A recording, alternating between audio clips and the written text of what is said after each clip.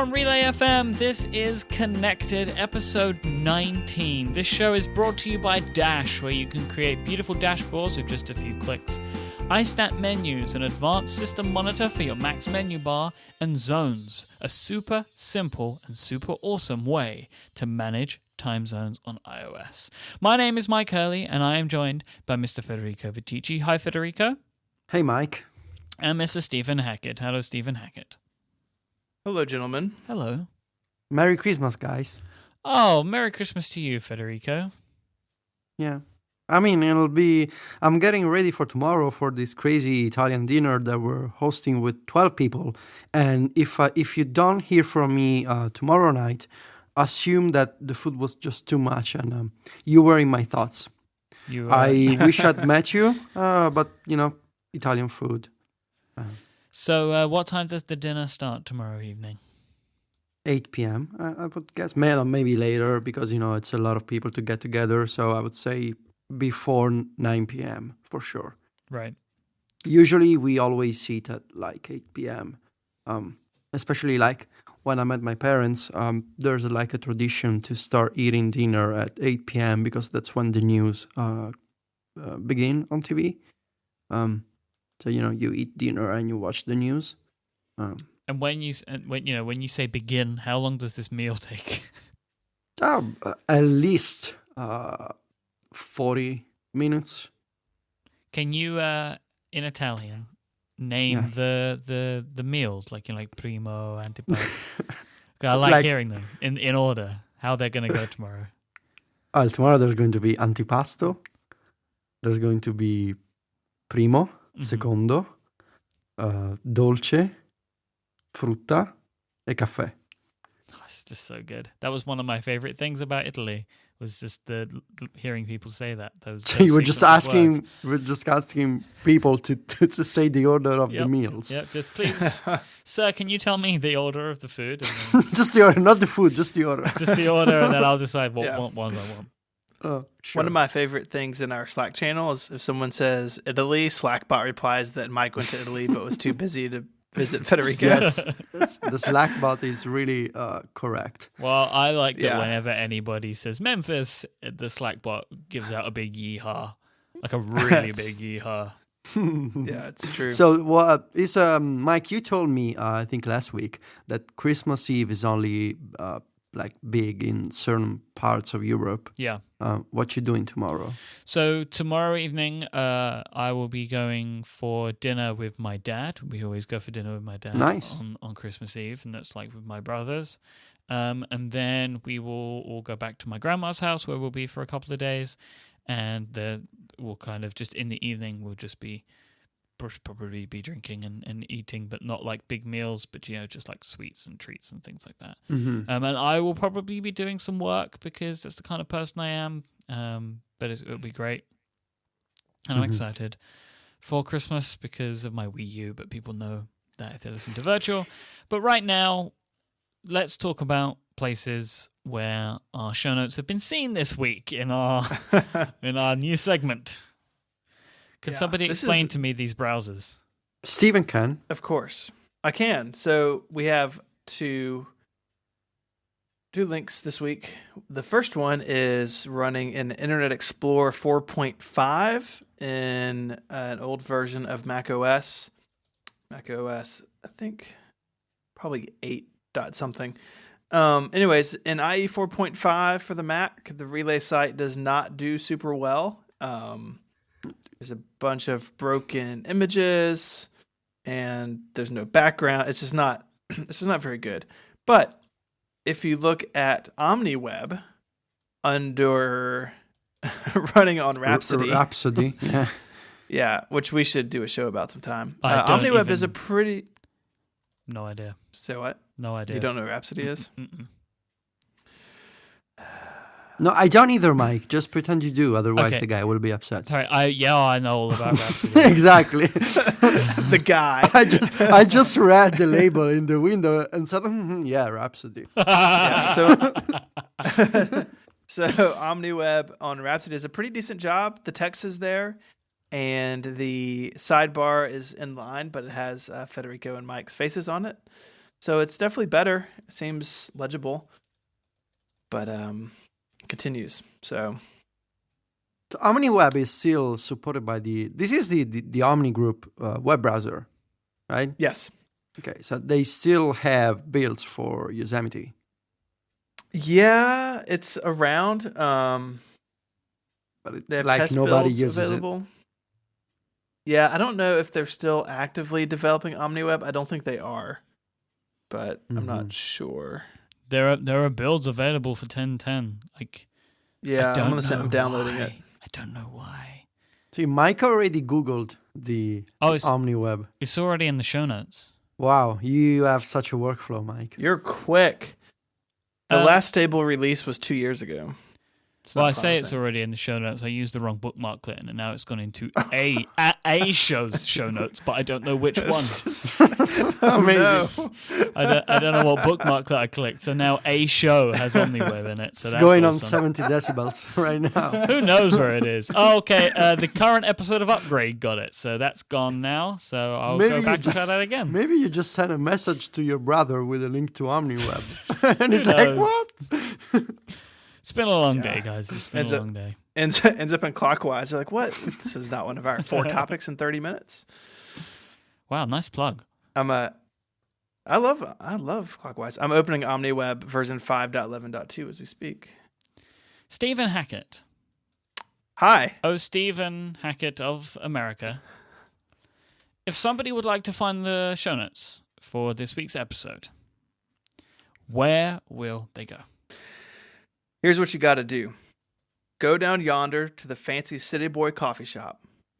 Ask the nice young man to show you the computer box in the back room. They call it Internet Cafe.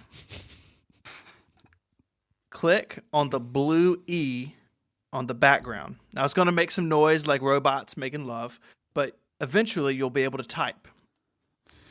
You want to type R E L A Y period FM, like the radio in your truck.fm slash. Now slash looks like a tree that's fallen over to the right. Then connected with a C. Connected starts with a C. Another slanty line. 1 9. Now once that page loads, you can click on a list of any other pages, but be careful. You know, Obama's watching that internet. And I really don't trust them European socialists on this radio show. Wow. Are you done? Yeah, I need Was that even English? That was really good work. I enjoyed the wah. Thank you. Wah. No, I really appreciated the slash looks like a tree falling to the right. That was really good. Anyways, do we want to do topic 0? Yeah, please. So, you want to do topic 0? I do. So Federico, you have ruined my life with this game. Again? Why? So you tweeted about Goat Simulator, and then I don't know what happened, but basically it came out on Twitter that I was too old to understand this game, and I said, you know what, I can relate to these millennials, and I downloaded it, and that's all I've been doing for 2 days. I haven't even played Goat Simulator. So you just downloaded this game to feel young? Well, when you say it like that, this is like when people turn 50 and suddenly they decide they want to go to the gym, you know? Yeah, or buy a convertible and get a neck tattoo. But yeah, it's really quite a hilarious game. Basically, you control a goat and you gotta like lick stuff, right? And just go around. Yeah, and you can blow stuff up. I got attached to a baseball, like automatic pitching machine earlier today. It does all sorts of crazy stuff. It's really hard to explain. You should go check it out. Mm-hmm. So you're liking this game? I am. I don't play a lot of games, but I like games that sort of have like sort of a level of like ridiculousness to them. So like I like racing car games, but not like real clean, like cut and dry ones, like ones where like you turn your car into a weapon, or like you're power sliding as long as possible, like that sort of over the top type thing. And Goat Simulator is maybe the most over the top application in the App Store. So it's a lot of fun, and it's like on sale. It's like $1 right now, so cool. It's hard to argue with. Very nice. So yeah, I think I'm going to start a gaming podcast now.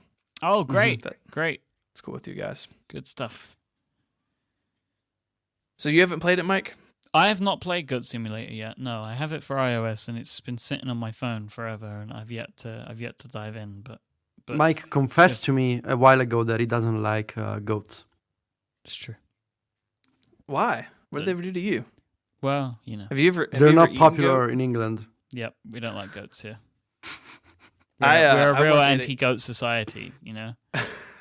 Well, you know. How's that even a thing? Come on. How can you have an anti-goat society? Well, look, okay, if you just dig deep into the history of our country, then you'll find out. If you ever bothered to, like, you know, just find out anything about where I live, then you'd understand. You'd know what the goats did to us. I was joking, but now I kind of want to check. I'm kind of sad. Let's take a quick break. Sense. And we want to thank our first sponsor for this week, our friends at Dash. And Dash have prepared a little song for us by way of one Mr. Jonathan Mann. See, all shows can have Jonathan Mann songs if they're provided to you by awesome sponsors like Dash. So let's take a moment and listen to this beautiful music. Well, goddamn, it's Dash, where you can easily create real time dashboards that show information. There are dozens of pre-built widgets for services like app figures, Google Analytics, GitHub, and don't forget Twitter. Go to thedash.com. You don't need no credit card. Go to thedash.com. Play with it because it is fun. Goddamn, it's Dash. You can also show custom data. It's got a great API to share from Dropbox or the web. Things like line charts, speedometers, tables, or use iframe. The pricing model is a lot like GitHub. All the public dashboards for free. For $10 a month, unlimited private dashboards could be yours. So go to thedash.com. They're currently running a promotion. If you sign up at thedash.com, private dashboards, you'll be able to get one. Go to thedash.com. You don't need no credit cards. Go to thedash.com and play with it because it is fun. Thank you so much to Dash for sponsoring this week's show. As Mr. Mann said, go to thedash.com. Yes, exactly, Federico. I've been singing that song all week. Yeah, it's so catchy.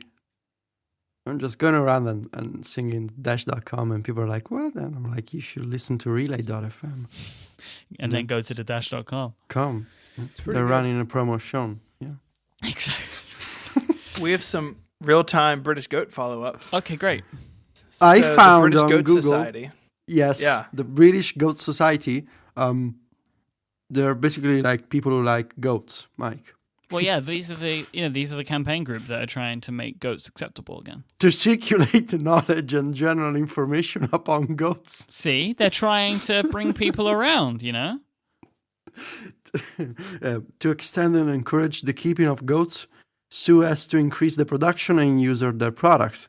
See, there's good people caring about goats, Myke. Well, you know, you don't know, you don't want to know what I think about those guys. So this week we have a special. There's no news, and we recorded episode only a few days ago. Q&A special. So you know, we are at the time of year where there's not an awful lot of stuff to talk about. So we decided that we would put this out to our listeners and find out what they would like to know about us. And we have some fantastic questions. And I will begin via listener JJ. And JJ wants to know what our first memories are of each other. And I was thinking about this question because I saw it go by. And I don't remember like specific memories of how I found out about like you both individually. But I have like early memories of you both. Like I knew that I'd come across Mac stories a bunch. But I think I kind of subscribed and really dug in after that time where, was it Business Insider called you an enthusiast blog or something? It was it was all things digital. Yeah. What did they call you? An Apple enthusiast website. Apple enthusiast. And John Gruber was really upset about it. It was one of those nice. things where the whole internet got really upset. Yeah. You know, and it was about you. And then I kind of, joined in with the upset and outrage, and then became a fan of Federico Vitici. And then I tried to get Federico to be on my interview show, and he kept declining me. I did? Yeah. Wow. Yeah, because you were nervous about your accent. Oh, that makes sense. Yeah, But then- that was 3 years ago, Myke. Yep. And then I ended up pushing you into it, and then that's another story. You basically forced me. Uh-huh. Yeah, that was fun times. And Stephen Hackett, I came across Stephen because he was working for a guy called Joshua Schnell on a site called Macgasm. Do you remember that, Stephen? I do remember that. Mm-hmm. Wrote some news for him for a little while. So that was how I came into contact with Stephen, and then I had him on my show. Most stories kind of like end up beginning with me interviewing someone, and then that was how me and Stephen became friends, and that is my earliest memory of you both. Everything begins when you ask people what they want to be known for. I didn't ask it then, though. No? Yeah, it was No. before. Yeah, it was before that. It was before the question. So is Macgasm still around? Because I'm Yes. trying to load the homepage and it loads for me. Cool. Nice. Steven used to be a pro blogger. He was a pro blogger. I think he was He my was. editor as well, because I used to write some app reviews for these guys. You reviewed like 2 apps. That is an incorrect. I want to find app reviews by Myke. Please do. I reviewed Path. Seriously? Oh yeah. Yep, and I reviewed a couple of other games too for Macgasm. So that I assume, Stephen, that is your Early. earliest memory of me. Reviews. It is. Path. It was you writing for Josh, and then I know you did some shows, and I listened to some shows before I came on. And then with Myke, I found your original tweet. Yeah, Check out my review of Path. I'm proud of this one. I was proud of it. I put a lot of work into that. I'm gonna. See. Hopefully, the URL still loads, and then I'll put that into the show. Yeah. It's. I think it's loading. Well, something's happening. It's 3 years ago, Myke. It's a long time ago. Myke, according to your blog, your story holds up. That we met when we were writing for Josh. I found that on the MikeHurley.net. Yep. Yeah, I came across Federico before the Enthusiast Gate, but just from reading, people linking to it, and have read Mac stories for a long time, and then it linked to me, and we kind of I think we exchanged some emails early on, and then of course really got to know each other with the prompt starting a couple years ago. Mm-hmm. My first memory of times. Steven was because I think I discovered Fork Bomber. I think I told this story before with the Gmail guide. Yep. With the guide to set up Gmail in Apple Mail or something. Yeah, it was because at the time it's still weird, but it was really weird for a minute, and so I just did like a little like a little PDF, and people liked it. Myke, you know how to write reviews. It's really nice. Thank you. See, I can do some things. People You can. People think that I'm a one-trick pony, but no, I know what to do. You should be doing more reviews, Myke. Why not? Why not? Come on. There's screenshots in here. There's sections, and you're talking about all the features. This is pretty good, man. I don't know if I've ever told this story, but Dave Moran emailed me. I think you told this story before. I yes. think I told it to you. Oh yeah, you told it to me. Yeah. Yeah, they found it and they really liked it, and Yes. Are you like embarrassed? Well, I don't really know. And they invited me to the offices if I was ever in San Francisco. Well, did you go? Well, no, because this was like years before, and they're not going to remember me now. But if you just show up next Years year and be like, before hey, now- in 2010, what? I wrote a review you liked. Oh dear. Yeah. So there you go. They really enjoyed it. So listener JJ, our first memories, they go back in years. I don't remember my first memory of Myke. I'm pretty sure it was something for 70 decibels. Probably because Steven linked to Myke at some point. Or because Steven knew he used to have the show. I don't know. This is too many years ago. I don't even remember what I had for lunch yesterday. So, no, seriously, I cannot. It is kind of like, it's sad that I don't remember. I wish I would have recorded these things, but you have no idea then, knowing that it would be important now, you know? Right. Yeah. Like to record, in my little day one journal that this was my first interaction with you guys or whatever, but it wouldn't have been important then.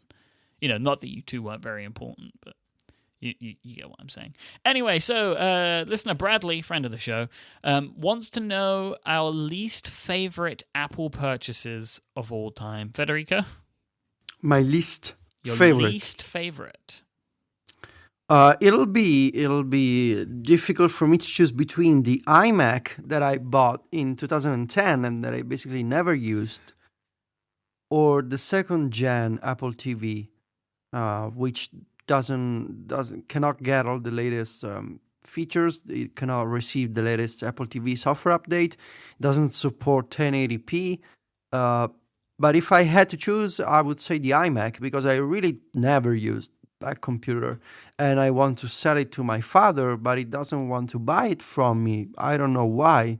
And the Apple TV I still use, even if I don't like it, I still use it. So the iMac, maybe also because I realized I had some money, laying around that I could spend. So I was like, yeah, I should get an iMac because, I'm a Mac person. That was 2010, so 4 years ago. Mac Stories, right? Yeah, I mean, I was all excited. I'm gonna get an iMac. Of course, as years went by, I realized I really didn't like the idea of a desktop computer. First, because originally because I wanted to use my MacBook Air, and eventually because I just want to use my iPad. So today I barely use my MacBook Air, and I never I'm pretty sure it doesn't. It's still got Mountain Lion on it. The iMac, so yeah, not because it's a crappy computer, just because it's not the computer for me, so it's my least favorite. Stephen? Mine is the first generation MacBook Air, which is not technically in the spirit of the answer because it was my company at the time purchased it. But I ended up taking it back because it had the had like the iPod spinning hard drive and was really, really slow. And it made me sad, and I gave it back. What about you, Myke? Fat Nano. No! Yeah, I owned a Fat Nano, man. What's a Fat Nano? The iPod Nano what third color? gen. It was the one with it was the small Nano with the widescreen for video. Oh, yes. Yeah, like That's the worst thing ever. I don't The know Squatty why Pod. I bought that. What did you just call it? Huh? The Squatty Pod. Squatty pod. Like it's squatted, like squat, like squats, yeah. Yeah, no, I get it. It's really Never heard of that before. Neither have These are Mac people nicknames. Like you have to be a former Apple genius to know this stuff. Come on. No, or an aspirational lead genius in the Memphis region. These are internal nicknames. You don't get the joke. No, we cannot get the joke. We're not gonna get it. We're just not Mac enough to understand. Yeah. Uh-huh. Yeah. So why did you not like the iPod Nano? It was just Terrible. such a terrible form factor, and like everything that it was built for didn't make any sense. Like it was built so it could play video, but you'd never watch video on it because the screen was so small. It was, yeah. And there wasn't really that much space on it anyway. Like hard drive space. It wasn't as much as like an iPod video or whatever they called iPod photo. So, yeah, it was a mistake. It was just a mistake, I think. One of your impulse buy decisions. Look, I can't comment right now on that. Yeah, Wow. sure. Mm-hmm. Sure. I found the user guide on the K-Base, and I'm putting the technical specifications in the show notes. Is that important, Steven? To know the It is to me. Okay. Yeah, do you guys have any questions about the tech specs? We'll have this open. No. Battery life, Okay. up to 24 hours of music playback. How many battery 2-inch cycles? That's not even a question. 2-inch diagonal color LCD. Wow. Mm-hmm. Who's the You guys are manufacturer talking of the display? Yeah, I want to know that. Was it Sharp? Was it Listener LG? Zach? Listener Zach has a question, and this is a good question. And I feel bad. We gave Zach credit for this, but a bunch of people asked this sort of thing. So, what's one thing you're each excited about regarding tech, life, photo management, LOL, etc. going into 2015? What about you, Mike? So pleased I get to go first. I am actually excited about the Apple Watch. I mean, I know it's the thing that's on the horizon, so it's the easy one to pick. But as somebody who, loves having something on his wrist to see his notifications all day, every day, I'm really looking forward to a device that can hook deeper into iOS and give me more power. I want more power, and I think that the Apple Watch will give me that. And I'm excited because there's so many things we know, but so many things we don't. And that excites me too. Like, how much is the gold one going to cost and stuff like that. And I think as for people that that talk about these things professionally, I'm happy that we're going to have a whole new device class to talk about. So maybe there'll be more to talk about in December next year than there is in this December. Steven? That's a good answer. I am excited about the watch. I think overall, I'm excited. There's a lot of play in web services and the way that our devices interact with each other that makes it easier to go from one device to another. And I'm looking forward to that being even more the case, and not just through things like handoff or the iCloud stuff, but the watch kind of plays into that. It's the idea that I can go from one device to another more seamlessly, and not just like Apple stuff, but like just what will the watch do? Like my phone integrates with my car really well. Like all this sort of like continuous client stuff really made a lot of progress in 2014. I'm hoping it makes even more progress next year. Do you have a CarPlay thingamabobby? No, I don't. It does Bluetooth, but I can plug my phone in to USB in my car, and it gives me a lot more control than just like the Bluetooth is just standard streaming, and you can do audio controls. But if you do it over USB, it does a lot more. But it's not CarPlay. Okay. I wish it was, but it's not. Federico, what are you excited about in 2015? Can I answer in order of the original question? Oh yes, please. About tech, I'm excited. I mean, of course, about the Apple Watch. But I guess even more than the Apple Watch, to see if Apple does new stuff with extensions and multitasking on the iPad, especially now that I use, it's like I said, every day, all day. I'm excited to see if they make changes to the system, like if they extend extensions, if that makes sense. About life, I'm excited about. I think traveling more if I can. That'll be nice. And about photo management, I'm excited to see if iCloud Photo Library, which I'm now using with over 4 years of photos, keeps working. Because I'm paying for iCloud now. I guess you could say I'm personally invested into this service, and I want to see if Apple delivers on their promise to have this reliable photos management service, which I realize sounds crazy, but so far it has been working pretty nicely. So I'm excited to see that continuing into the new year. I think I have a pretty simple wishes for the next year, guys. Stephen, would you like to Yes. answer any more? Would you like to give any more answers than what you gave? Because you seem upset now. I feel bad. My first answer was just about tech. I mean, I think I can speak for all three of us that we're excited about our business and that. Oh, excuse me, one moment. Make a phone call to our attorney. Excited about podcasting as a medium, and not to talk about podcasting on a podcast, but I think we're doing a lot of things right at Relay, and we've enjoyed great success in our first quarter and a half, and we have so many things planned for 2015. It's some of it's really going to blow your mind, and it blows my mind planning it and like thinking about it, and so. We're excited to keep making good stuff. All three of us, I think I can speak for all of us in our various capacities and what we do creatively, that we're excited about making bigger, cooler stuff. All right. Listener Nerd Uprising asks, reading comprehension, I'm excited about that in 2015. Mm-hmm. How do you find the right time to coordinate recording with so many time zones? Who says when? Mike, he's a dictator. Yeah, he is. I have the tightest schedule. You used to. Yeah, I used to. It used to be we had to record after Mike got off work. But we also have to record at least I leave work early on Wednesdays to do the show, but I can only push that so far into the workday. And so currently we record at the time we do, mostly because of me, I think. But yeah, but now I've built my entire schedule around, right?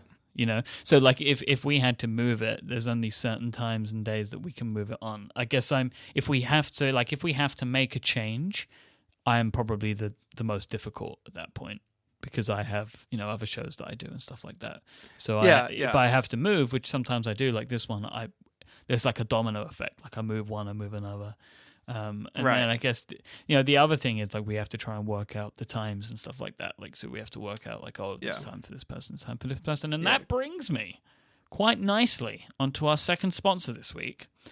Whoa. Zones is a super simple and super awesome way to manage time zones. This is an example of an app that focuses on doing one thing well. It really sort of subscribes to that mentality. It has a very well executed design, simple, intuitive interface. It is clearly designed to fit its purpose. Zones is a great dedicated app to see what time it is in other places around the world right now. It was specifically designed to facilitate conversion between time zones, allowing you to check the right time for an upcoming international podcast or conference call, making sure that you won't wake up friends or family members overseas and sending text messages, and for checking what time dinner will be right after your next flight. So you're flying to Zimbabwe in April and you want to make sure that you know what time it is for your holidays. So you arrive and okay, dinner's going to be at X time. It's going to be in 4 hours, so I should eat now. Zones also gives you a view of the current times of your chosen cities from its Today widget too. Of course, it is a good iOS citizen and has a Today widget. So to help illustrate the usefulness of this app, allow me to paint a totally hypothetical situation that bears no meaning to what we were just discussing.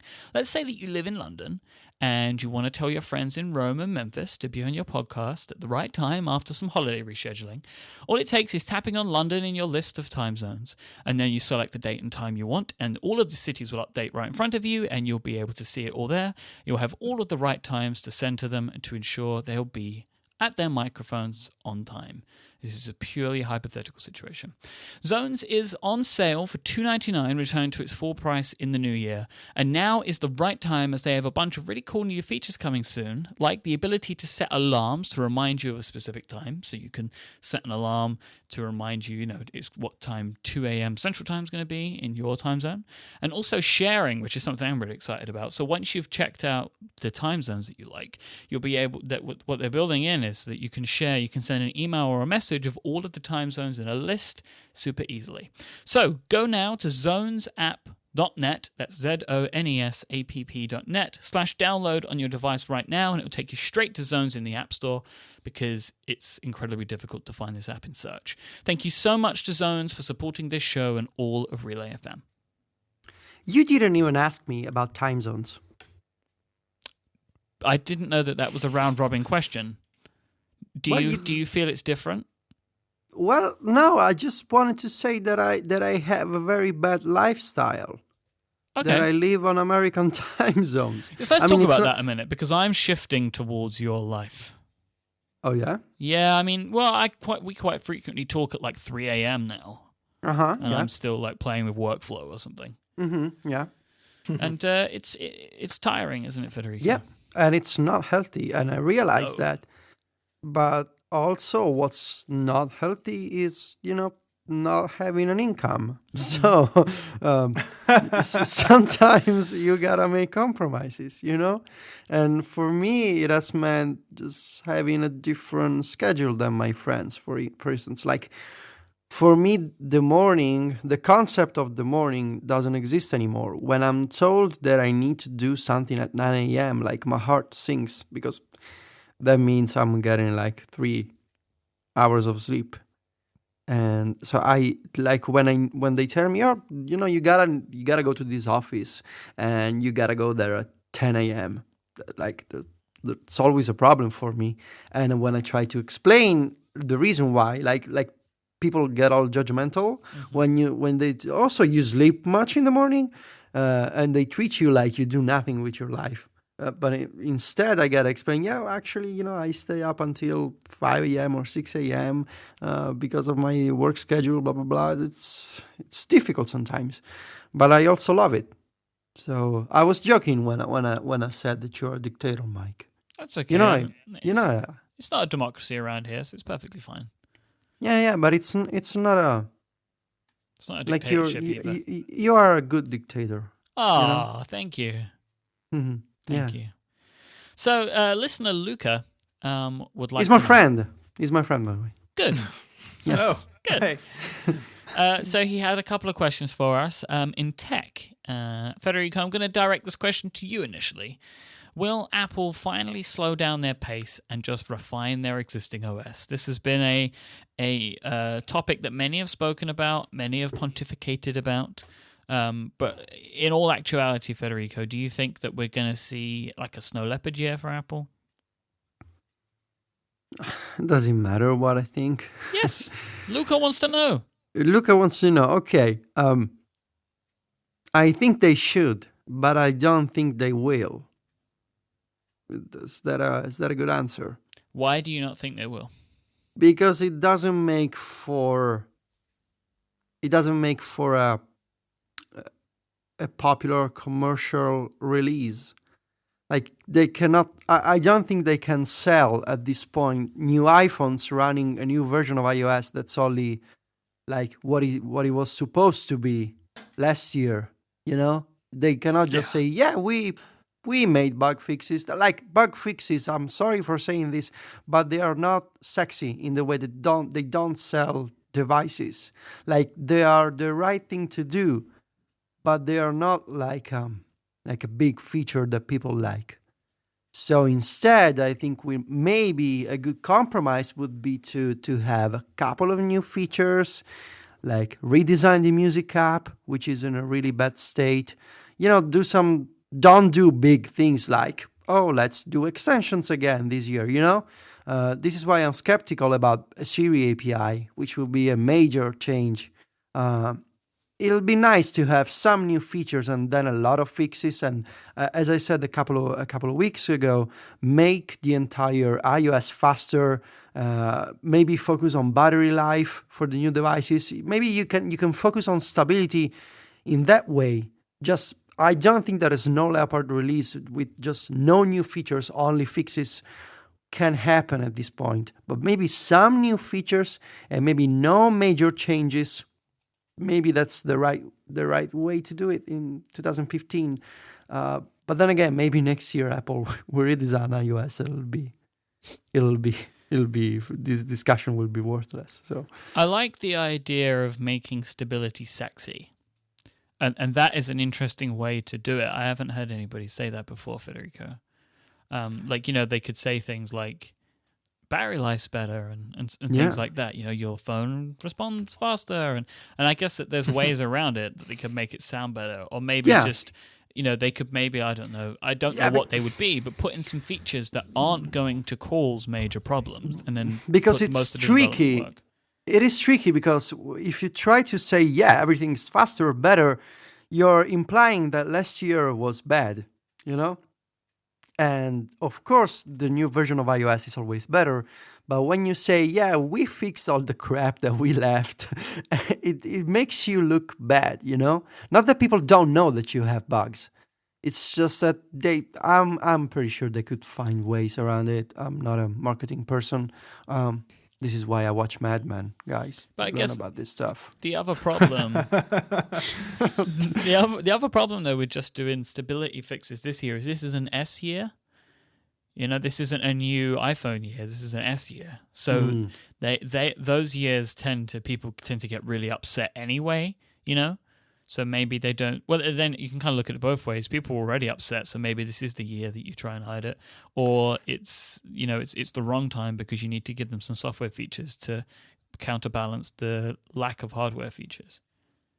And also with the new Apple Watch, I don't know. I think we will see new features next year. Yeah. I mean, because from our geek perspective, Snow Leopard stuff sounds great because we love bug fixes. We love speed improvements. We love this kind of stuff. You know, we love when technology doesn't have bugs. Yeah, Stephen, what do you think? I mean, we've been talking for ages. I agree with Federico, especially in mobile, because it moves so quickly. They can't, like, they would take a really big blow saying, hey, this year there's not new features. It's just whatever. Stability, battery life, like not seeing the Apple logo when you open mail. That sort of thing is difficult to sell in mobile OSs. I mean, I think overall, like, I think even annual releases for iOS, like at some point it has to slow down, but I don't think that time is yet. I think on the Mac, they got away with Snow Leopard because it was sort of before the iPhone halo effect, and not even like that the Mac is selling more because of the iPhone, but like sort of the Mac wasn't as consumery as it is now, and I think that was sort of like the last time they got to do that. Like, I don't think they could even do it with OS X again because they're moving to this annual release cycle because the Mac is very more popular than ever and sort of in a different way than it has been before. But Luca's really important question is how we will be spending New Year's Eve. And I will let you guys guess what I will be doing. But it involves sleeping before midnight. You will be replacing hard drives. At midnight. No. He'll be doing his backups. It's that time of the year. He will be testing his backups. Yeah. Woo. Which is even more exciting, like when the adrenaline, that's the backup work. And when the backup boots, and you're like, oh, yes. You guys laugh, but Mike lost data like 3 months ago. So I'm feeling pretty good. No, I didn't. It was all in Dropbox. Generally, my wife and I sort of, with kids now especially, we're not going out. Like, we'll put the kids to bed and then she and I might have a drink or kind of hang out together, but it's nothing really all that exciting. Just hanging out. Federico, can you increase the excitement? You don't know what you're doing yet. I don't know. Just whatever we decide, we'll just pack up and go. That's it. Man. Party life. So young, Federico. I think when we were talking about when to record next week, I made the joke that like you guys just deciding to go somewhere like on a moment's notice, like it takes weeks to plan to go somewhere. That really stresses me out. It's fine. Mike, I assume that you'll be shooting fireworks off of the top of the London Eye. You've been reading my email again, haven't you? Well, I'm the admin on our Google Apps account. So. Oh, that's quite terrifying. Yes. Okay, I'll be back in a minute. I just need to go and do some stuff. No, I think me and my special lady are going to have a quiet New Year's Eve this year. We'll get some, maybe get some champagne and some nice food and maybe watch some movies or something. She has threatened to allow me to start showing her the James Bond movies in order. Oh. She's not seen them, so that might be what we do. We can, because she's like, oh, we can watch a James Bond movie. I'm like, no, we have to start and like watch a bunch in a row because otherwise it's not gonna embed. You know, Mike, what would make for a really romantic New Year's Eve? Please tell me, Federico. I need to know. Watch a James Bond movie and then listen to John Gruber and then Benjamin. Nailed it. In the quiet of the New Year's midnight, just John's soothing tone as he comments on James Bond. I can wear a tuxedo or something. Yeah. Can I say that I've only seen about 4 James Bond movies? Can I say that I never watched a James Bond movie? Oh my God, what am I doing? Or Star Wars. What is happening? Yeah, come at me. Yeah, he's never seen Star Wars, so I still win. Never seen Star Wars, never seen James Bond movies. I don't like playing cards. What else do you want to know about me? And we both don't know what Rhapsody is. The only Rhapsody that I know is the music streaming service. Or whatever it was. Oh yeah. Yeah. Like what else should I confess before the year is over? Is there something I'm not proud of? Let's see. Keep my dock at the bottom. No. Yes, I do. Sorry. Whatever. I enjoy very much the new Taylor Swift album. I don't know. A lot of people are very open about that. Okay. I still haven't found an image optimization workflow. Oh, that is something to be ashamed of. Yes, it really is. Can I do a question, guys? Yeah. Can I? Okay. So, listener, Mr. Espresso. Mr. Espresso? Mr. Espresso. Mm-hmm. So I promise I didn't make this up.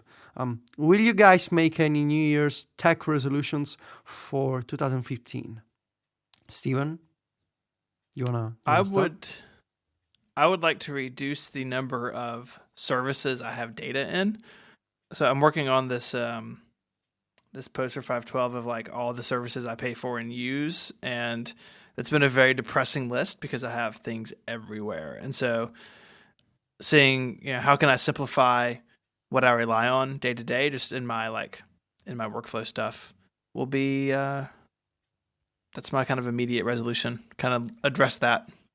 Where do you think you will be starting your quest to reduce the number of services? I'm not sure yet. I think there's some media stuff that I could probably simplify.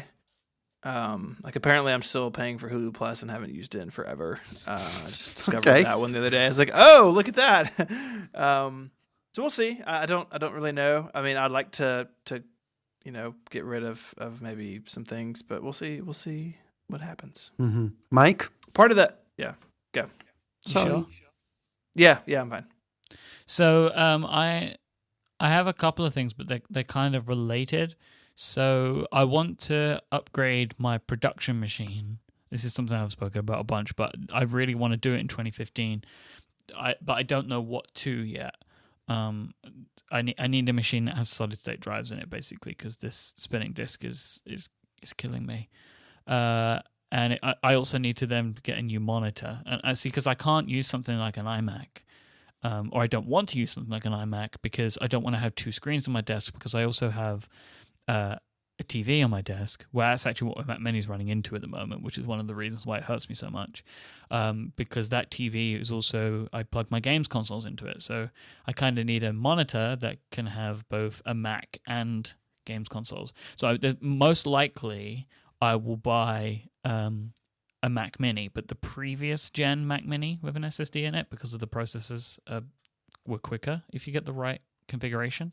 But then they're easy to find, and then obviously my only other solution there is a Mac Pro, which I really don't want to do for like 100,000 reasons. $100,000? Yes. And then what will go along with that is I then want to rethink just my general workspace that I have here and kind of just make it nicer to work in, considering how much time I spend in it now. At times it feels a bit cramped, and I think I need to get some storage. I need to do some cable management. Maybe I'll just get Steven to come around, because I'm sure he would love it. I have a passport. Just fly me out. Okay, great. I will bring an SSD and we can upgrade your Mac Mini. Yeah, see, I don't want to do that either. I want to get a new machine, but we gotta get you something this year for sure. Fun times with Stephen Hackett. What about you, Federico? right. What are you doing? Are you going to go back to the Mac this year in 2015? No, Oh, not okay, really. In just fact, checking. one of my tech resolutions is I need to sell all my old stuff, like my iMac. I have some iPhones that I'm just keeping in my drawer that I don't really use them. You should go to an eBay store. Have Yeah, heard you of know, those? I should ask people Yeah. to sell my stuff on eBay. I want to sell. I want to sell my old iPads. I don't know why I keep them around. Like I understand why I want to keep around the first iPad and the first iPhone. Just all these other models in between. I need to monetize that stuff. Sell them to Stephen. He could build a new museum. Okay, yeah, probably. You It's a want lot to of keep the when I will be famous, you will be able to show my iPad home screen from 2013. Yeah, That's right. This is the Federico Vitici's home screen. yeah, original. Yes. Um, Yeah. This smear was pasta he made. You know what you should do, Federico? You should sell all of that stuff, like everything, and Okay. then get a replacement MacBook Air or something because of your keyboard, and then just you'll be or done. maybe just sell the MacBook Air and buy a cheaper Mac. Yeah, like a Mac Mini or something. But then you need a TV or a monitor to hook it into. But I'm sure you got something. Yeah. So I had other tech resolutions. Okay. One of them is finding an image optimization workflow. Oh, really? You yes. had no idea you were looking for something like that. Yes, I'm looking at this service that was recommended to me. I should say, many months ago, my developer for Mac Stories, my web developer, told me you should be using this service, and I ignored him because it was a web service, and I was like, no, I just want a native app. And then other users on Twitter this week followed up about our discussion about image optimization, and there's this web service called Kraken.io. They have Rackspace integration. They do image optimization. You can take a look at the samples on the website. There's an API. It works with Python. A bunch of stuff that I like. The pricing is not too crazy. It looks like something that I should be trying out and see if it works for me. You can also import and optimize images and re-upload them just if you give an image link to the API, which could work for me because I could I could upload the untouched screenshot using Dropshare on iOS, send the link to Kraken, and then use the optimized link on Mac Stories. We'll see. I don't know. This actually sounds pretty perfect for you. Yeah, it sounds pretty perfect because Dropshare just gives me a link. It doesn't touch the image, and and then with Pythonista, I could just send the link to Kraken and put the optimized image on Mac Stories. It sounds optimal. I just want to try the API and read the privacy policy, this kind of stuff. Would you say it's optimal optimization? Optimal optimization, yeah. Actually, that sounds good because optimization was always there with image optim. It wasn't optimal. My workflow was kind of bad, actually. Mm-hmm. There was another tech resolution that I wanted to mention, and now I forgot about it because. Oh well, there you go then. because Steven keeps writing in the chat. Oh, well, don't read the chat.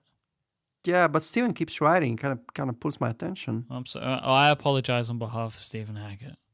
Wow. Mike, why don't you share listener Randy's question, because Federico and I are going to argue. Well, plus I don't even understand. Okay. I know. I'm gonna explain it. You're gonna Mike explain. Yeah.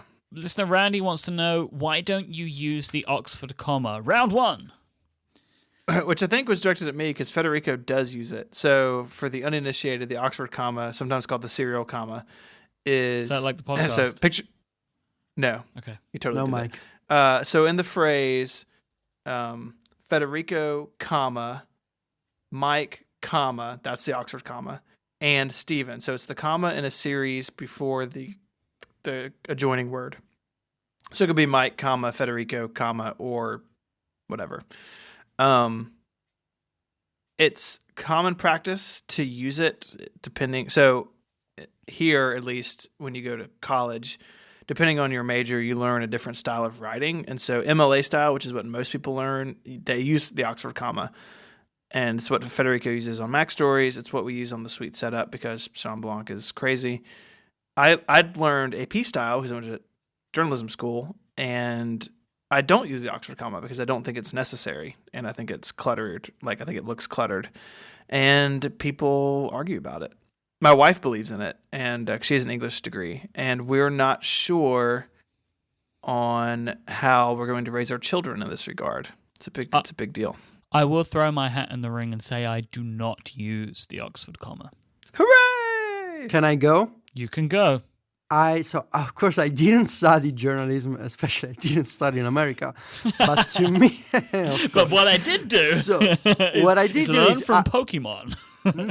that, and also, I mean, I read a lot, and I used to write a lot in Italian before when I was in school. I loved writing, and I just, to me, it just looks better to separate series of elements in a sentence. It just looks better to me. I don't like the way that two words or two people, for instance, look when you mention them without the Oxford comma. It just looks better to me. I just pasted an example in the chat room with the popular web comic about the use of the Oxford comma. I just don't like how it looks when it's not there. And so, yeah. I've never seen this comic before, and if you do click the comic link, which is in the show notes, it is a little bit not safe for work. Yes. But I'd never thought of it that way, and I can see. Yeah. I can see that. But it, to me, just looks messy. Like when you see it, like it feels like that second comma is superfluous. Because you got an and, but I see how it can change the meaning, which I'd never. Really considered you gotta think of it as a list, like an array. Yeah, but then it feel like why even bother with the and? But yeah, okay. No, the and has to be there because otherwise the sentence would just look weird without the. I don't know. We have different opinions. Mm-hmm. So I'd never really thought of it this way. I don't use it, but not for any reason other than that was just the way I was taught in school. Yeah, I mean, that's really what it boils down to for most people. If you learned AP, I think Chicago style, Chicago ditches the Oxford comma. The chat room can correct us. But MLA and a lot of others definitely have it there. And there are pros to both sides. I choose not to do it on 512. I actually write 512 in strict AP style. Because that's kind of what clicks in my brain. So, anyways, and I'm sure you get a joy out of it. I do. I like to beat people up about it. So, yeah. Listener Matt asks, "What could be the biggest can of worms?" As far as this question, so I say that we're going to limit to one example each. So, any more workflow examples? What about you, Myke? I've just opened workflow now. I don't have any of my own that are like original ones, so I think that's fine. Feel bad, but I feel like I'm either going to steal yours or Federico's. Well, I have a couple I could pick from, so. All right, I'm going to go with the YouTube to Huffduffer. Yeah, fine. So this is a workflow that was developed in conjunction with a few people, including Stephen and @DannyBrez on Twitter.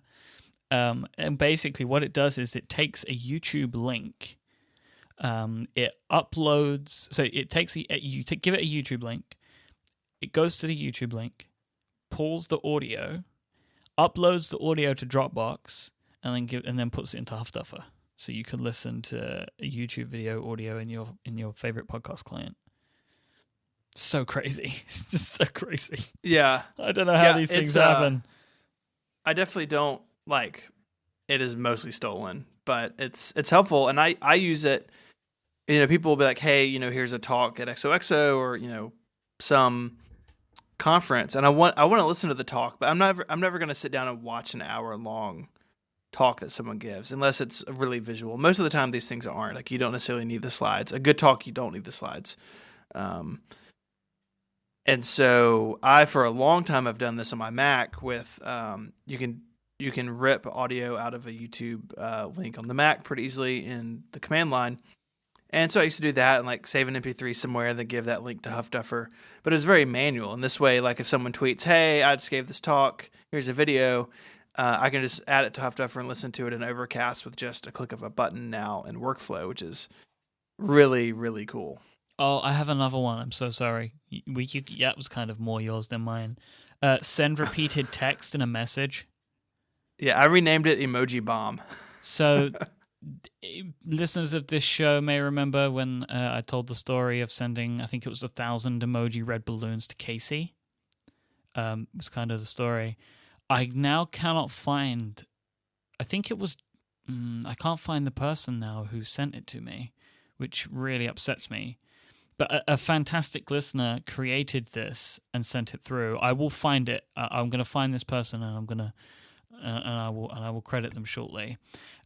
Basically, what it does is it asks you for a message, emoji, any text, and then asks you how many times you want to repeat it, and it just runs the workflow and then gives you the ability to send a message to somebody. So, for example, I sent like. Stephen has now just sent me maybe a couple of 100 top hats and video game consoles. I'll give you a word of warning. It doesn't like it when you try and do 1 million. Yeah, because you sent 1 million balloons to me, and I basically had to buy a new computer. Yeah, so Workflow gets super upset by it, and it crashes quite bad. Yeah, like Federico just sent 1,000, I think, and it's just scrolling endlessly. Also, 10,000 is also a little bit doesn't work too well, but like 1,000 emoji, you can really kind of get it going. Yeah, I did tweak it to just dump into the share sheet instead of, I think or when I saw it, it opened a new message window, and I want to be able to like put it in Slack or whatever. So I just have it go to the share sheet, and I can copy it out or do whatever I need to do. What about you, Federico? So I'm told that I can share this feature that is coming with the next update to Workflow. So based on this feature, which is the ability to use the text selection in Safari on a web page, I put together 2 workflows that I'm using every day now, and they're kind of similar. Basically, I often want to select an image in Safari and get its link back. So for some reason, Safari, when you tap and hold an image, it doesn't always let you open the link or copy the link to the image, because if there's no link on the image with an A tag in HTML, Safari doesn't give you a copy option. So I always want to have the copy option because I sometimes I need to reuse images in reviews or other places on Mac Stories, and so this first workflow, I can select an image in Safari, I run the workflow, and it scans the text selection for image links using a regular expression, and it gives me a pop-up of all images found in the text selection. When I tap a link, it opens in a new tab, and the link is also copied to my clipboard. So I can confirm the image, and I can use the link again in my text editor or whatever. The second workflow is kind of similar, but I use it for the featured articles on Mac Stories. So if you go to macstories.net, and you'll see at the top there's 3 featured articles, and they use a smaller version of their top image. To generate this smaller version, which is usually like a 500 pixel wide, like a really tiny screenshot, to generate this, I used to have like a manual process. I needed to get the image, save it locally, resize it, re-upload it, and use the link in a custom field in WordPress. Now with Workflow, I can just select the image in Safari like I do with the text selection that I just mentioned. I run the workflow. The workflow finds all images.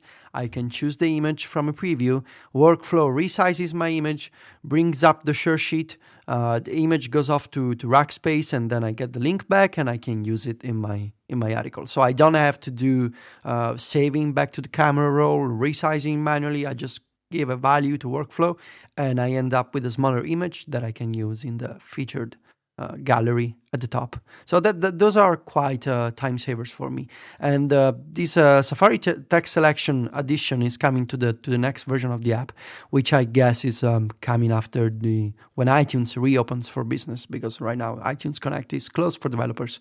So I don't know when, but it'll be a great update. So you don't have shareable. You can't Nope. share these. Okay. I can. It'll be unusable for you. Fair enough. Reese Waywood was the person who created the emoji repeating workflow. By the way, AirDrop can never get it to work. Can never get AirDrop to work. Ever. Never works for me. That's all I want to say about that. And personal be real hit or hotspot miss. never works. Just does never ever finds anybody. Yeah. It's really sad. What's next? This is a good one from listener Danny. What apps would make you switch if they went Android only? Oh man. So what app would you leave iOS? So if an app left iOS and went only Android, what app would it take for you to follow it? Can I go first so I could just Please. Yeah. get it done? I think I gotta say editorial. It'll be a real problem for me if I cannot use editorial on my iPad. I use editorial not just for writing, but for publishing to Mac Stories, updating articles, Mac Stories deals. It runs entirely in editorial. All sorts of stuff, just Python stuff that I use with text and emails, links. Mac Stories Weekly is composed in editorial. It's our newsletter. It basically it sounds kind of scary, but I would say that 80% of Mac Stories is done on my iPad with editorial, and so if that app went Android only, it'll be a real issue for me. I don't think it's going Android only. But to answer this question, it'll be editorial. Yes. So, I mean, I maybe jumping the gun a little bit here, and Stephen can correct me. But I think that answer is stronger than any answer that we could give. Like, at least for me, I mean, that was why I have an extension question of this, like which I'll get to in a moment, which I thought would draw out more answers. I didn't expect an answer like that, but I don't think that there's any, even any combination of apps that if they went Android only, I would switch because I could replace them.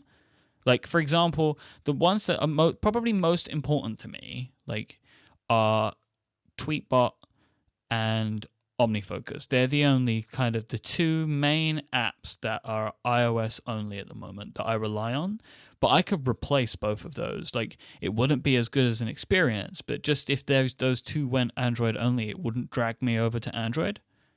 But I do feel like that could potentially happen with you, Federico. If editorial, not that I'm sure it wouldn't, but if it did, I can see that the impact that would have on you would be greater than the impact of Tweetbot and OmniFocus going for me. No, that's really, for me, the worst case scenario. I think about this sometimes, like what happens if editorial stops being supported? And I'm not joking, like I would seriously consider acquiring the app and just hire a developer and keep making the app because I need it. Yeah. No, I think about this, like what if Oleg decides someday that he wants to stop developing editorial? That would be a real, tangible, like a real problem for me financially and speaking like, not just the workflow, like I make money by writing and using this app. It's part of my process, my job. And yeah, because it's not just a text editor. Like no, because you can replace all those functions. It's the incredible automation you have to do things with, like the Mac Stories deals. It's probably the key thing. You might be able to replicate it, but it would be a lot more work still. I think. That's really interesting. Stephen, what about you? Myke, I'm with you. There are definitely some apps that I would be like, if I were to switch to Android, there'd be apps that I would miss. But there's really not much that I like. There's some things like day one I would just work on my Mac, but like you, I think I could replace just about anything. It might not be like my favorite solution, but I could get by much better than I could maybe even a year ago on Android.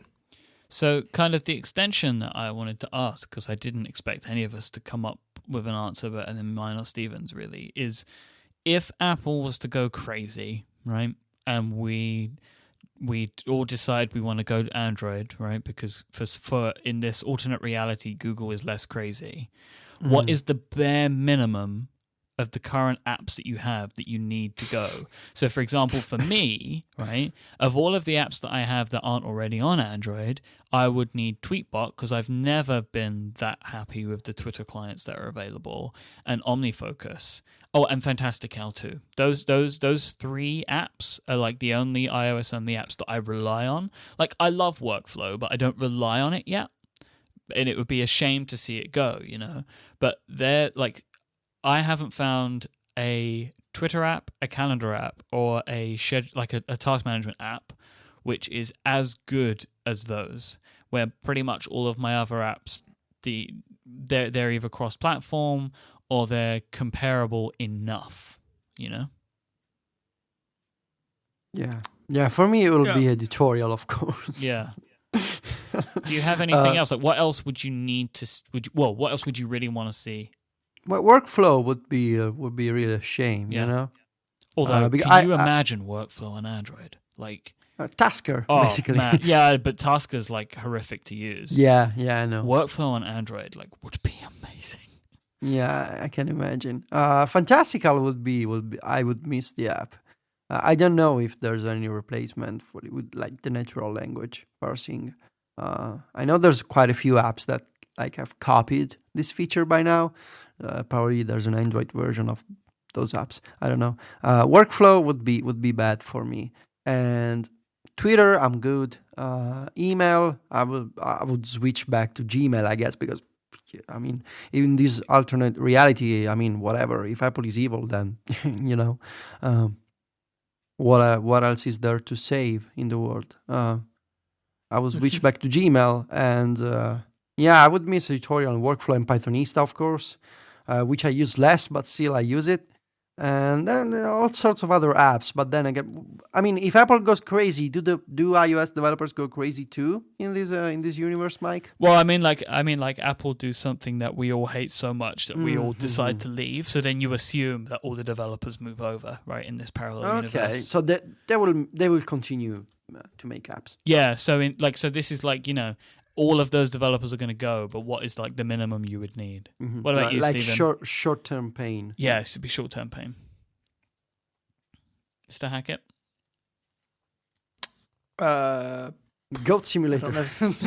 Yeah. I mean, you know, there's like, you know, I have I prefer Overcast, but Pocket Cast is really excellent, especially on Android.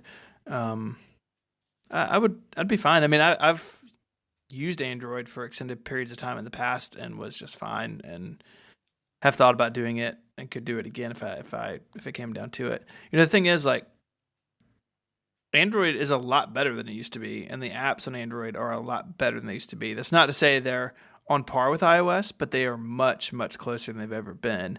And so it's not, you know, and I ran Android starting with 2.0 when the original Droid came out. Like, it was a very different platform at that point. But now with Lollipop and modern Android app and modern Android design, you can get a lot further down the road than you used to be able to. So we'll see. The moral of the story is that Myke is switching back to Android. Woohoo! It's probably not true. Let's take a break to thank our final sponsor for this week's show, and that is iStat Menus from Django. iStat Menus is an advanced system monitor for your Mac's menu bar. It lets you keep an eye on pretty much every aspect of your Mac's hardware, including CPU, GPU, memory, and disk usage activity. You've got networking, battery information, temperature information, fans, and just so much more. It's incredible how much stuff is crammed into this app. It's like bursting with amazingness. The new iStat Menus 5 supports Yosemite's dark menu bar, as well as many new Yosemite and Maverick specific features like memory pressure and compressed memory. iStat Menus also features a time menu intended to replace the standard OS X time menu bar item. It includes loads of information, including a calendar, which has your events in it as well, sunrise and sunset information, and a world clock for over 120,000 cities. This is something that I personally love about iStat Menus, and I have it in my menu bar all the time. It looks just like the standard one, but then when I click it, I get all this awesome information. I also really love the battery stuff. I was playing around with that in the last couple of weeks, and now I have all this awesome battery information, so I get, like, obviously what the battery is on my MacBook Pro, but I also have my Magic Mouse. I know that I have 8% battery on my Magic Mouse right now, so I need to change that. And I like that it's got, like, health. I have a 98% health battery. So I just love some of the stuff that's in here because it can really kind of just make your menu bar much more powerful. In Federico Vitici's review of iStat Menus, he says, "It's always there in my Mac's menu bar." I don't know why I read this. And it's one of my must-have apps that I mention every year. Like, you could say that bit. But anyway, I will read it for Federico. Listen to that guy. He's right. He's pretty smart. You can't argue with Federico. I try, and it's really, really difficult. He knows what he's talking about. And I'd like to think that everybody trusts his opinion by now after listening to the show. I hope that we have convinced you that this is an app that you should have.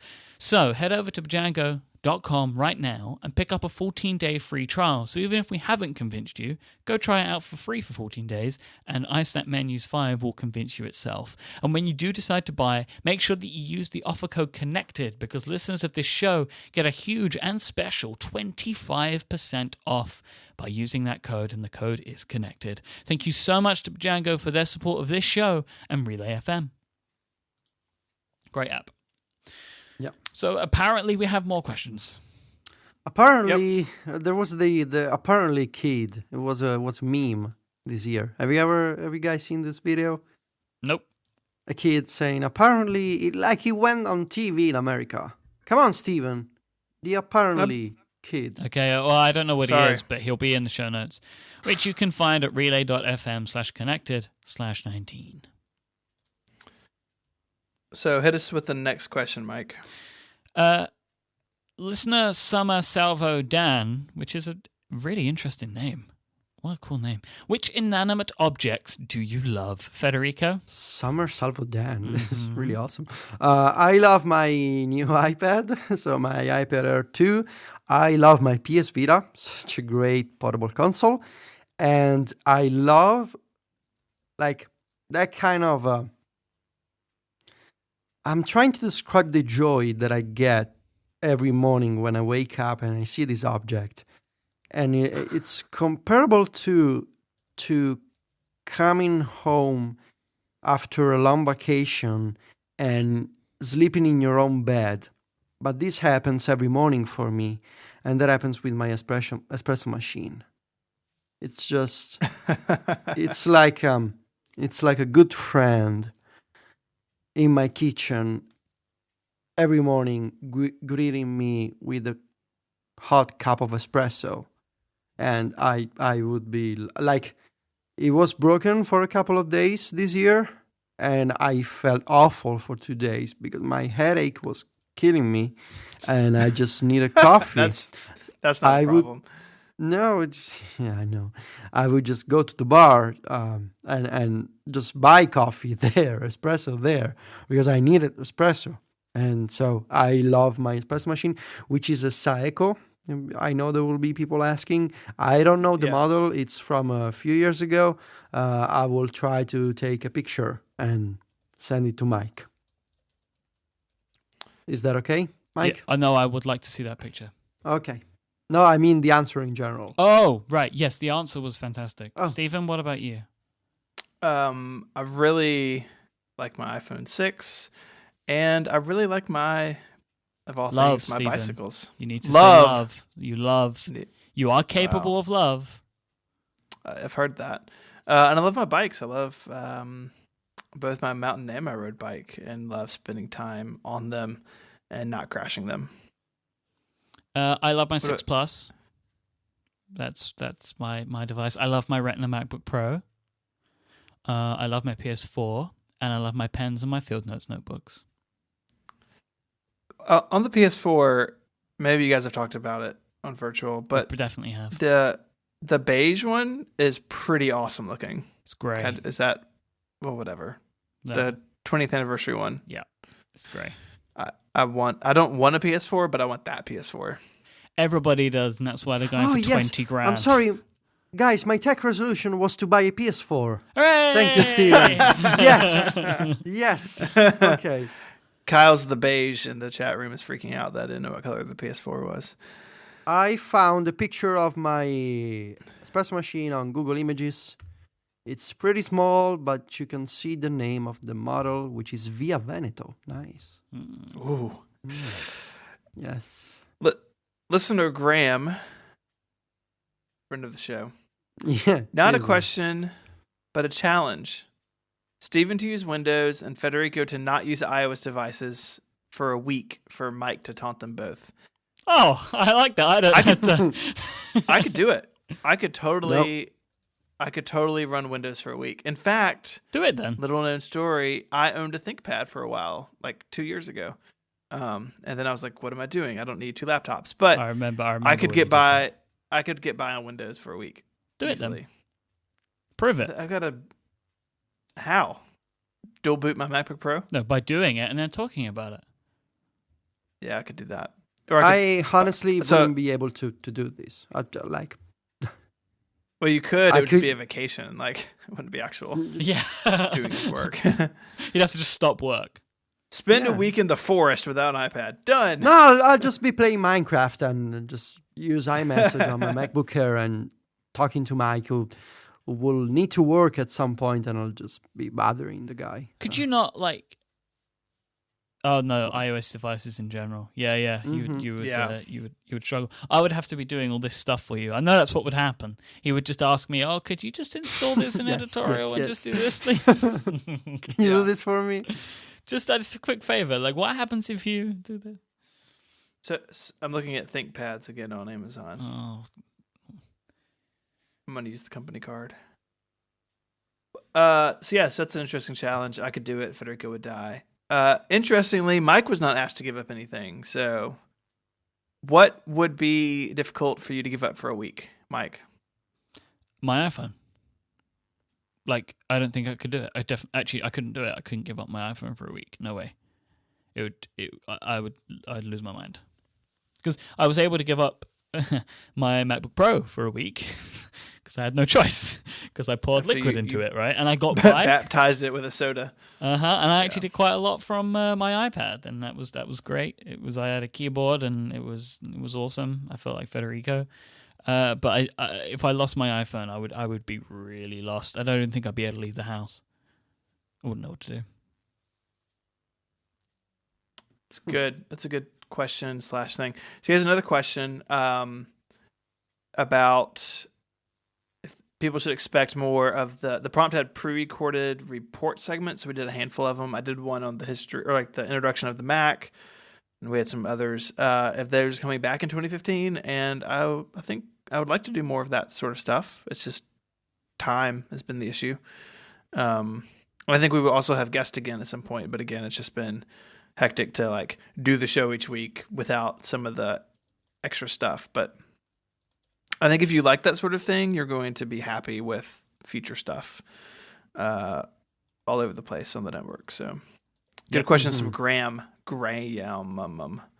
You know he writes for Mac Stories, right? I know.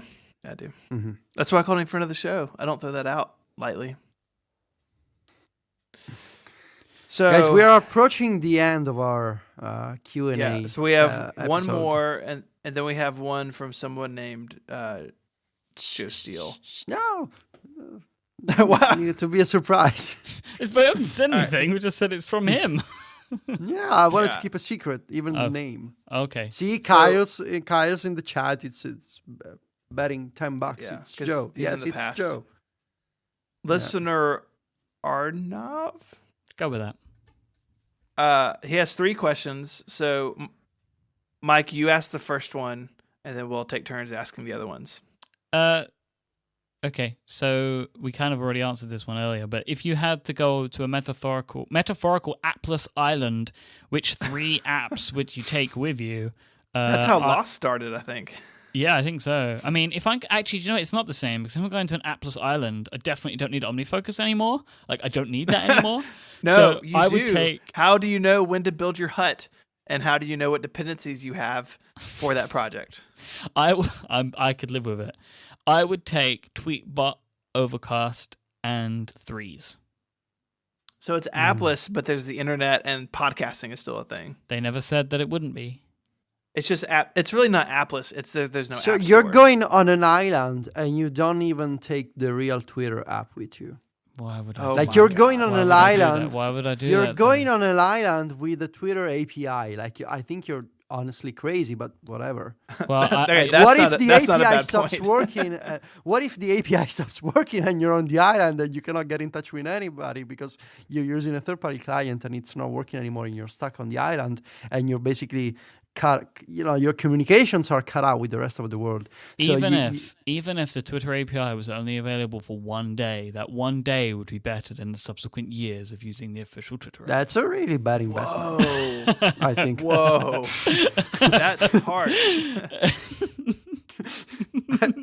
Like I'm not trying to be that guy, but as a strategy to go on an island with a Twitter API. Obviously I didn't put enough thought into it. Come on then, Federico. What are yours? Please tell me your 3 apps. Let's see how perfect your app picks are. Come on.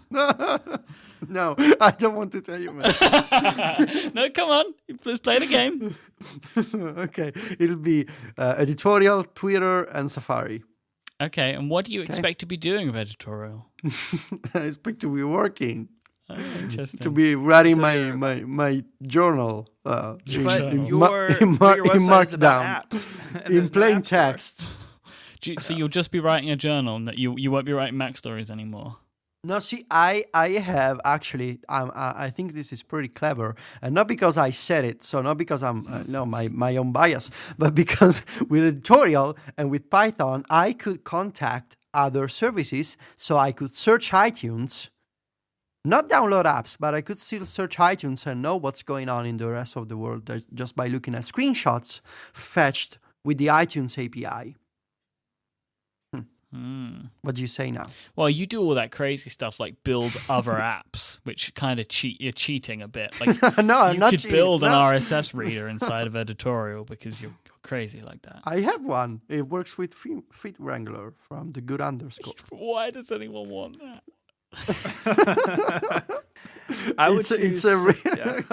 You know what, Mike? I don't want to discuss this topic with you anymore. Wow. I too would choose Safari. I thought I would be clever and say Safari first because if you have Safari, you have like a lot of other things. I would maybe say, depending on how bad the island is, maybe some sort of Google Maps and or like local WebMD. Like if I get bit by this spider or the scorpion, what do scorpions do? Sting you? What to do? That's just a practical standpoint. And I think I would take Instagram, because it's a fun social network, and I could take pictures of scorpions, and people could tell me if they're dangerous or not. Mm-hmm. The next question in this little trio: the App Store has been around for so many years, it's not really that long. Which apps have had the most impact on your life? Michael. The app, which has a dying API, has had. See, I would say Twitter apps, like as a genre. Okay, that's better. So we don't fight. Okay, so we'll go with that. Twitter apps as an entire genre, and I mean, I'd probably go podcast apps as well, right? Because without listening to podcasts, I wouldn't be a podcaster. So podcasters. So that works for me too. It's pretty good. You guys done yet? You can tell that Mike is really upset right now. Mike is I feel upset. like I'm going to cry. So Federico, so I think, yeah. Stephen, you go then. Well, I was going to say Twitter apps because that's how I've met like all the internet people that I know is via Twitter. And right. I think like we talked, obviously I've talked a lot about apps and how like each app had an era and how Twitter itself has changed. But like overall with like if Twitter didn't exist, three of us might not know each other, except for me editing Myke and putting, Oxford commas and things. But I think it's true for a lot of people that Twitter as a platform and as a family of apps over the years has made a huge impact. So I think that's definitely the top of my list, really, without question. Federico? I would say Twitter apps and I mean, of course, Markdown text editors, not just editorial. I feel like when I started writing all my articles in Markdown and plain text in general, like I saved so much time. And for me personally, the Markdown has been like I gotta thank John Gruber for life, And the other category, I would say, just Dropbox in general. Like it allows me to have all my files on all my devices, and that sounds really like obvious, but it's not. Especially if you try to do the same with iCloud. All the apps are integrated with Dropbox.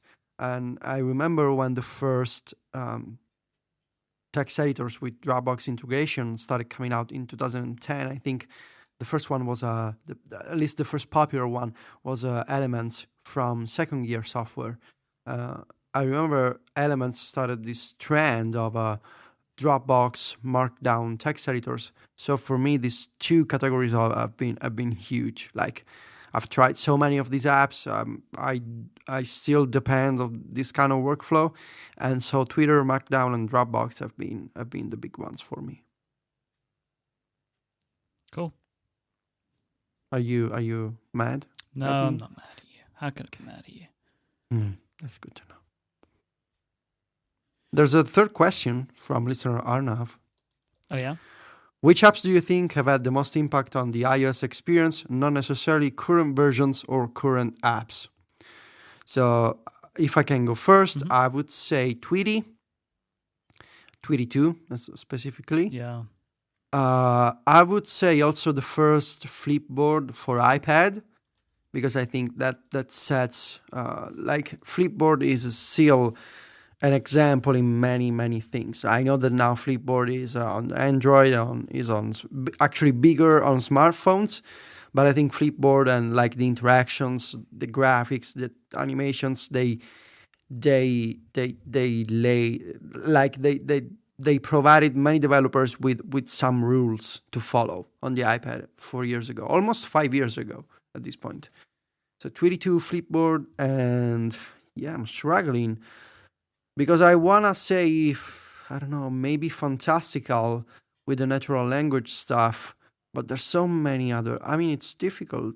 How many apps can I pick? Well, I don't know. Try not to pick all of them so you can leave some for us. I would go with Instagram, photo filters.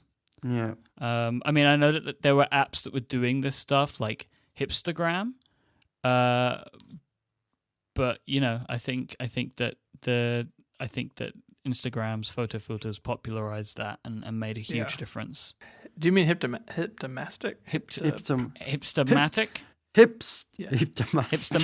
Hipstamatic. Hipster.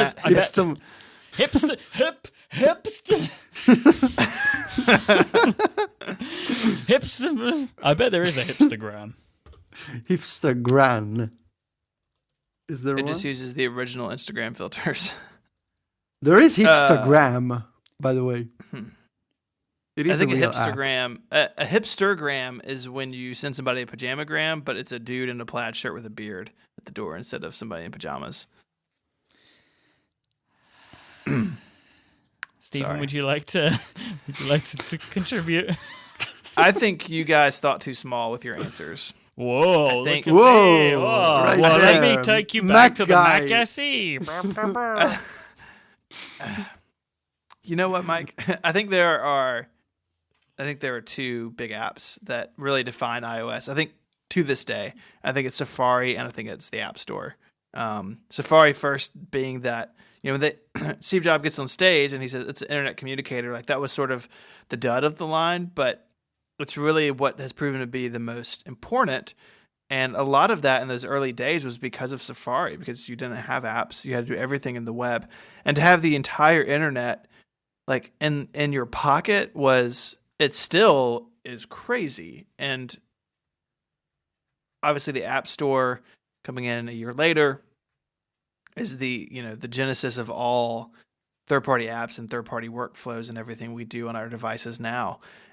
But I think Safari is still as important. I think it's definitely my most used app, especially on my phone, because you have access to like the world's information. I think those two apps, without those two or without one of them, iOS would not be what it is today at all. I think we're thinking about the question slightly differently, but I get your point.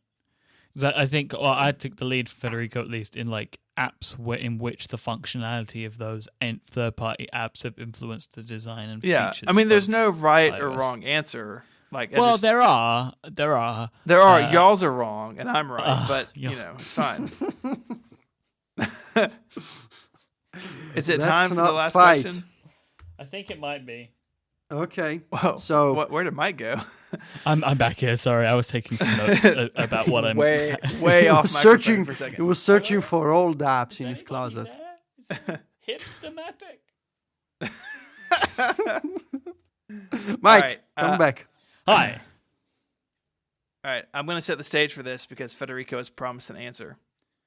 Yes. So this is from listener Joe Steele, which is not his real name. We have changed his name to protect the innocent. If you were casting, quote, Connected the Motion Picture, which actors would you cast for Myke, Federico, and Steven? Pitch the story. Can I go ahead? Because I thought of this. I don't have anything to say. This is all you. Yeah, I don't have anything. Okay, Steven, so this is on my vision for this movie. I think there's potential for a good picture here. Steven, played by Bradley Cooper, owns an antique shop. One day, a fine-looking British man named Myke, played by Benedict Cumberbatch, yes, nailed it. Thank you. walks into the store and asks for the map, winking twice as a signal. The two understand the signal because when they were children, they were taught by their grandfather to wait for another person in this world to come in their life and use this signal.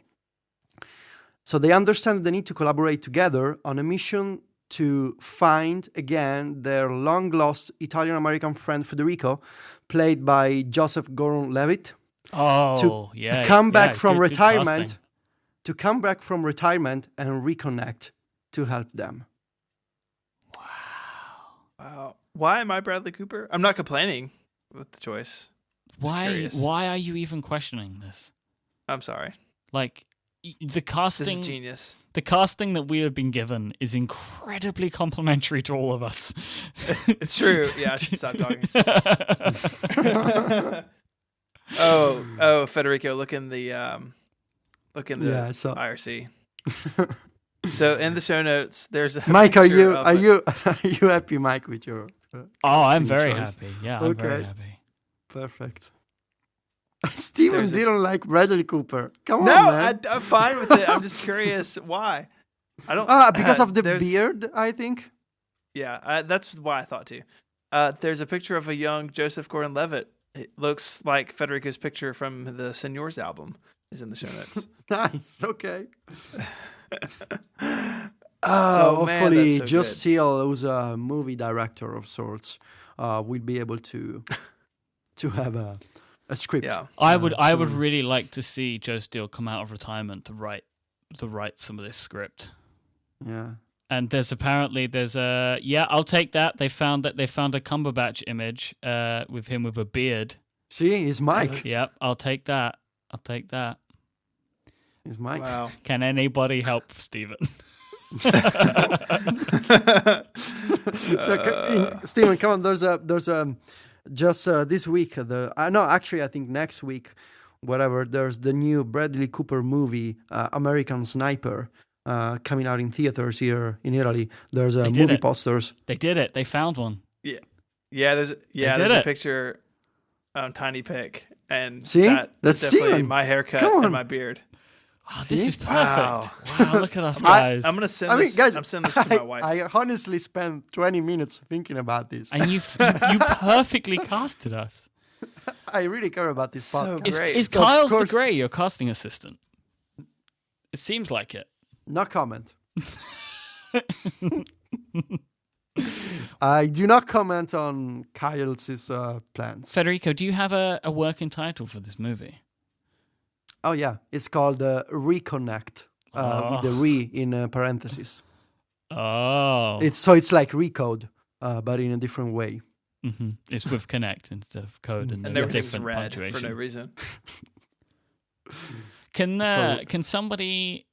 I mean, we're totally into the show now. Can somebody take those 3 images and put them together, and I'll put them in the show notes? Can we have a fake movie poster with these 3 actors called Reconnect? Somebody Darth? get to work on that too. So I'll put all 3. I replaced the Bradley Cooper one for you, Mike. I found a better one, and I'll put all 3 in the IRC so they're all together. Excellent. How beautiful! Man. How beautiful! We are some handsome young men. Well, y'all are handsome young men. I'm handsome middle-aged man. We're very handsome when we recast ourselves as very famous actors. Oh man! And then of course we gotta think of supporting roles, but I need more time. Can you believe we're a permanent? That's not even. I'm just gonna stop talking. We're a major player in the. What is happening to this show? We're a major player in the Apple podcasting space, and this is what we ended with. We used to be. We talk about fake movies. Hey guys, do you remember the prompt? Yeah. Okay, Mike, can you take us home? I sure can. I would like to wish all of our listeners a very happy holidays. I hope that you celebrate very well and get all of the gadgetry that you're hoping for. If you'd like to find the show notes for this week, including some beautiful imaginary photos of us, you can go to relay.fm/connected/19. I think I said 20 earlier in the show. I meant to say 19 if I did. If you'd like to find us on Twitter, I am at imyke, IMYKE. Federico is at Vitici, VITICCI, and Stephen is at ISMH. This show is a part of the glorious Relay FM, which you can find at relay.fm. If you'd like to find some more of Stephen and Federico's work, you can go to macstories.net and 512pixels.net. We'll be back next week with our final episode of 2014. Until then, goodbye. Arrivederci e buone feste. Adios and Feliz Navidad. And I did it again and forgot to thank the sponsors. So I'm going to have the last word this week. And I would like to thank our friends over at Dash, Zones, and Bajango for sponsoring this week's episode. Bye-bye.